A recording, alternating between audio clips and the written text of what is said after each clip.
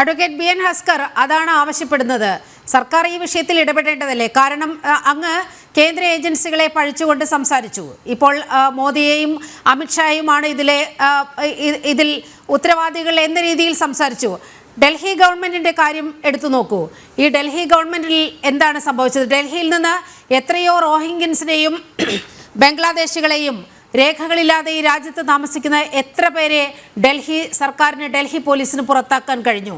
അത് വളരെ കൃത്യമായി ഒരു സർക്കാരിൻ്റെ ഇച്ഛാശക്തിയുടെ പ്രതിഫലനമായി മാത്രമേ അതിനെ കാണാൻ കഴിയൂ. അതുപോലെ തന്നെ മറ്റു ചില സംസ്ഥാനങ്ങളും അവിടെ അനധികൃതമായി താമസിക്കുന്നവരെ യഥാർത്ഥത്തിൽ പരിശോധന നടത്തി തിരിച്ചയക്കേണ്ടത് അവിടുത്തെ സംസ്ഥാന പോലീസിൻ്റെ വളരെ കൃത്യമായ ഇടപെടൽ അനിവാര്യമാണ്. അങ്ങനെയാണ് അവിടെയൊക്കെ നടന്നത്. പക്ഷേ എന്തുകൊണ്ടത് കേരളത്തിൽ നടക്കുന്നില്ല എന്നാണ് ചോദിക്കുന്നത്. ഇതിൽ രണ്ട് പ്രശ്നം ഇക്കാര്യത്തിലുള്ളത്. ഒന്നാമതായി, സലഫി പ്രസ്ഥാനം ഇന്ത്യയിൽ നിരോധിക്കപ്പെട്ടിട്ടുള്ള സംഘടനയല്ല. RSSന് ശാഖ നടത്താൻ, വിശ്വാസികളെ കൂട്ടിച്ചേർത്തുകൊണ്ട് ശാഖ നടത്താനുള്ള അവകാശമുണ്ടെങ്കിൽ സലഫി പ്രസ്ഥാനത്തിനും നിശ്ചയമായും അവരുടെ വിശ്വാസികളെ ചേർത്ത് വിളിച്ചുകൊണ്ട് ഇത്തരം യോഗങ്ങൾ ചേരുന്നതിനുള്ള അവകാശം ഒരു നിരോധിത സംഘടന അല്ലാത്തപ്പോൾ. രണ്ട്, നിങ്ങളിപ്പോ പറയുന്നത് അതിൽ ഏതൊക്കെയോ റോഹിംഗ്യകളും ബംഗ്ലാദേശികളും ഉണ്ടെങ്കിൽ കണ്ടെത്തുന്നേ, അവരെ കഴുത്തിന് പിടിച്ച് പുറത്തു കൊണ്ടുപോകുന്നതിന് ഞങ്ങൾക്കാർക്ക് അഭിപ്രായ വ്യത്യാസമൊന്നുമില്ല. പക്ഷെ നിങ്ങൾ ഇങ്ങനെ പറഞ്ഞുകൊണ്ട് മുസ്ലിങ്ങൾ ഒരു സ്ഥലത്ത് കൂട്ടം ചേരുന്നത് ഏതോ തരത്തിൽ കേരളം ഭയക്കണം എന്ന അർത്ഥത്തിൽ പറയുമ്പോൾ ഇത് ഇസ്ലാമോഫോബിയ അല്ലാതെ മറ്റെന്താ? നിങ്ങൾ കേരളത്തിലെ ദേശീയ മുസ്ലിങ്ങളെ മുഴുവൻ ചേർത്ത് പിടിക്കുന്നു എന്ന് പറയുമ്പോൾ നിങ്ങളുടെ സംസ്ഥാന പ്രസിഡന്റ്, BJPയുടെ സംസ്ഥാന പ്രസിഡന്റ് കളമശ്ശേരി ബോംബ് സ്ഫോടനത്തെ തുറന്ന് പറഞ്ഞത് ഇപ്പോഴും ഞങ്ങളുടെ കാതുകളിലൊക്കെ മുഴങ്ങുക. നിങ്ങൾ പറഞ്ഞു കാണും. എന്താ പറഞ്ഞേ? അതേതോ ജിഹാദി ആക്രമണം എന്നാ പറഞ്ഞേ. അപ്പൊ അത്തരത്തിൽ കേരളത്തിൽ അഡ്വക്കേറ്റ് ബി എൻ ഹസ്കർ അതിന്റെ അന്വേഷണം ഒന്നും പൂർത്തീകരിച്ചിട്ടില്ല. അതിന്റെ അന്വേഷണം ഇപ്പോഴും നടക്കുന്നേ ഉള്ളൂ. ഇയാളെ ബോംബുണ്ടാക്കാൻ പഠിപ്പിച്ചത്, സൗദി അറേബ്യയിൽ വെച്ച് ബോംബുണ്ടാക്കാൻ പഠിപ്പിച്ചത് ആരാണ് എന്ന രീതിയിൽ അവിടെ റോയും NIA ഒക്കെ അന്വേഷണം തുടങ്ങിയിട്ടുണ്ട്. അത് വളരെ കൃത്യമായി അന്വേഷിക്കുന്നുണ്ട്. അങ്ങനെ അത്ര വിശുദ്ധനൊന്നുമല്ല.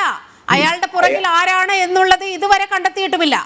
അത് ഇത്രയും വലിയ ഏജൻസികളായിട്ടുള്ള റോയും ഇന്റലിജൻസ് ബ്യൂറോ ഒക്കെ ഇത്രയും ദിവസം അന്വേഷിച്ചിട്ടും അയാളുടെ പിന്നിൽ ആരാണെന്നും അന്താരാഷ്ട്ര ബന്ധമുണ്ടെങ്കിൽ കണ്ടെത്താൻ കഴിഞ്ഞിട്ടില്ലെങ്കിൽ പിന്നെ ഈ സ്ഥാപനങ്ങൾ കൊണ്ട് ഇന്ത്യക്ക് എന്ത് പ്രയോജനം എന്ന് ചോദിക്കേണ്ടി വരും. മാത്രമല്ല, ഡൽഹിയിൽ അങ്ങ് പറഞ്ഞതുപോലെ ഡൽഹി പോലീസ് എന്ന് പറയുന്ന കേന്ദ്ര സർക്കാരിന്റെ കീഴിലുള്ളതാണ്. ആ കേന്ദ്ര സർക്കാരിന്റെ കീഴിലുള്ള ഡൽഹി പോലീസിന് വളരെ ചെറിയ ഒരു സംസ്ഥാനത്ത് വളരെ എളുപ്പത്തിൽ കഴിയും. നിങ്ങൾ ഇങ്ങനെ തെറ്റിദ്ധരിപ്പിക്കുന്നത് അല്ല, ഉത്തരാഖണ്ഡിൽ ചെയ്യാൻ കഴിയുന്നേ. ഹരിയാനയിലോ? ഞാൻ പറയട്ടെ, ഹരിയാനയിലൊന്നും എന്തായാലും കേന്ദ്ര പോലീസ് അല്ലല്ലോ. അല്ല, കേരളത്തെ സംബന്ധിച്ചിടത്തോളം കേരള പോലീസിന് ഈ നാളെ നിങ്ങൾ ഇത്തരം തെറ്റിദ്ധാരണാജനകമായിട്ടുള്ള വാർത്തകൾ പ്രസിദ്ധീകരിക്കുകയും ഇത്തരം വാദമുഖങ്ങൾ നിരത്തുന്നത് മൂലം പാവപ്പെട്ട ലക്ഷക്കണക്കിന് അതിഥി തൊഴിലാളികൾ ജോലി ചെയ്യുന്ന ഒരു സംസ്ഥാനമാണ് കേരളം. ഇവിടുത്തെ കൺസ്ട്രക്ഷൻ മേഖലയിലെ 99% പണിയെടുക്കുന്നത് അന്യ സംസ്ഥാനത്ത് നിന്ന് വന്നിട്ടുള്ള ഈ അതിഥി തൊഴിലാളികളാണ്. അത് വളരെ ഇവിടെ ഉപജീവനത്തിനായി വരുന്ന ആളുകളെ അല്ല ഇത് ഉദ്ദേശിക്കുന്നത്. ഇതിനകത്ത് വിധ്വംസക പ്രവർത്തനവുമായി വന്ന് ഈ രാജ്യത്തിനെതിരെ യുദ്ധം ചെയ്യാൻ വരുന്ന ആളുകളെ കുറിച്ച് മാത്രമാണ് ജനം TV ഉത്കണ്ഠപ്പെടുന്നത്.